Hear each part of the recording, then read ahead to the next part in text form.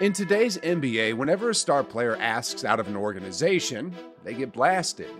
I mean, their jerseys get burned, they get labeled as a quitter, and they'll forever get booed by the team they left. But if it's the other way around, and if it's the organization that quits on the player, then, well, as they say, it's only business. And with that being said, let's take a look today at some players who gave it their all to an organization only to get blindsided with betrayal when it was all said and done.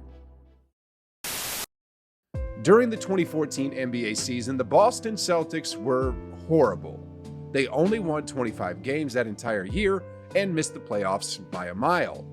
To make things worse, the next season didn't start any better. I mean, 52 games into the season and they were 20-32. It looked like they were headed straight to another lottery offseason until they acquired a 5'9" Isaiah Thomas after the 2015 All-Star break. IT was sensational and brought life back into a franchise that lost its heart. I mean, after he donned a Celtics uniform, they went 20-10 to finish off the season, and they actually clinched the 7th seed. In that following season, Isaiah Thomas averaged 22 points a ball game and became an All-Star for the very first time, making him the lowest drafted pick ever to be named an All-Star.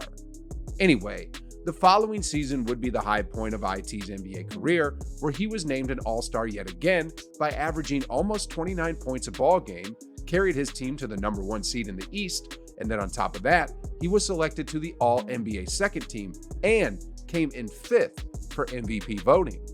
IT was clearly the man for the Celtics, and as if his back wasn't hurting enough from carrying the team, the road got even tougher after learning that his sister tragically passed away in a car crash right before the series against the Bulls ended. Instead of being gobbled up by emotion and quitting on his team, IT turned his grief into motivation. Because after going to his sister's funeral, he quickly flew back so he could be with his brothers just in time for Game 1 of the semifinals against the Wizards. With his sister in mind, he dropped 33 in Game 1, and then in the following game, IT simply carried the franchise as he became unstoppable. Thomas is out there. Oubre's going to get the start, but they're going to have to guard him as a team. Isaiah Thomas, 50 seconds to go. Washington up by 1. Isaiah Thomas. 48 points for Thomas. Foul called and 1. In that historic game, IT dropped 53 points, 29 of which came in the fourth to lead the Celtics to victory. Anyway, after single-handedly carrying the Celtics throughout the regular season and the playoffs, IT's wheels eventually fell off in the series against the Cavaliers as he was ruled out with a hip injury. Now, at this point in time, most people, including Isaiah, thought that a 5-year, $200 million contract was heading his way. I mean, he went to an organization that only won 25 games back in 2014, put them on his back, and 3 years later, they were at the top of the conference. But what did the Celtics reward him with? They traded him in a package for Kyrie Irving, who is now booed every single time he enters the TD Garden.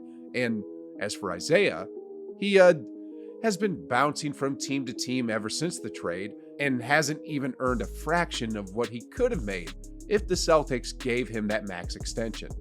Sheesh, guys, that was just cold. I mean, that was almost the same situation that Blake Griffin found himself in during his tenure with the Clippers. Coming off as a high-flying rookie in 2009, Blake slowly ascended into one of the building blocks that laid the foundation for Lob City. He became a consistent All-Star from 2011 to 2015, but despite this, the Clippers also consistently underperformed in the playoffs year after year, only making it as far as the semis within 6 seasons. Eventually, the organization waved the white flag and began the rebuilding process by trading away key pieces, starting with CP3 when they shipped him to Houston. Now, with CP3 out of the picture, it was clear to many that Blake would be the main guy for the Clippers moving forward, and to make it even more official, they offered him a 5-year contract extension worth $171 million. While Blake thought that he'd be in for the long haul with the Clips, he probably missed a couple details in that contract, because apparently that deal did not include a no-trade clause in it. And so after 7 months, the Clippers suddenly changed their mind and decided to part ways with Blake and proceeded to ship him out to Detroit. Now, to Blake's credit, he wasn't bitter nor shocked about the trade, probably because he still got paid, unlike Isaiah Thomas. Anyway, guys, on to the next one. James Harden came into the league the same year as Blake, and just like him, the Beard was betrayed by the team who drafted him. Between the 2010 to 2012 seasons in OKC, James Harden played as backup to Kevin Durant and Russell Westbrook, even though everyone knew he was more than capable of being just a sixth man. The Beard provided an offensive spark and also presented himself as an additional scoring threat when the two other big guns went to take a breather. In fact, he was so good at his role that in 2012, he won the Sixth Man of the Year award by averaging 16.8 points a ball game while shooting almost 40% from three. Now, after making some noise in the 2012 playoffs when OKC reached the finals, they were looking to run it back again the following season by locking down their core players. First, they signed both KD and Westbrook to lucrative max contracts, which, by all means, was the most logical thing to do. But because of this, they were left with little elbow room to maneuver around financially, and if they wanted to keep both Ibaka and Harden, they would have had to pay a huge luxury tax. Well, after Ibaka agreed to a decent deal, it was then Harden's turn at the negotiation tables. Despite knowing Harden's real worth, OKC lowballed him by only offering him $54 million for 4 years since they didn't want to pay into the luxury tax. And to make things worse, they gave him just 1 hour to accept the deal. Otherwise, they told him he'd get traded. Sheesh. Anyways, Harden wanted more time to think about this, and given everything that he's done for the team, he didn't think they would actually go through with trading him. But lo and behold, they did. Harden was devastated, but it was just business, right? Now, if you feel that OKC did Harden dirty right there by lowballing him and pressuring him into signing, wait until you see what happens to this next guy. Harrison Barnes, mid-game, is being traded to Sacramento for Justin Jackson and Zach Randolph. See this guy over here? This is Harrison Barnes sitting at the bench with 6 minutes left to go in a game against the Hornets. And I mean, look at his face. You can clearly see that he had no clue whatsoever as to what the heck just happened. And if you're wondering what happened, this poor guy here just got traded to the Kings mid-game while he was still literally in uniform. Sheesh. Couldn't they have done that either before or maybe after the game? That sure made things awkward. And speaking of awkward moments, how do you think it feels to see your old pals winning the NBA championship just a year after you got traded out? After the Chris Bosh era was over, the Raptors stumbled upon DeMar DeRozan at the 2009 NBA draft. And fast forward years later, his rise to superstardom brought the Raptors back to playoff relevance.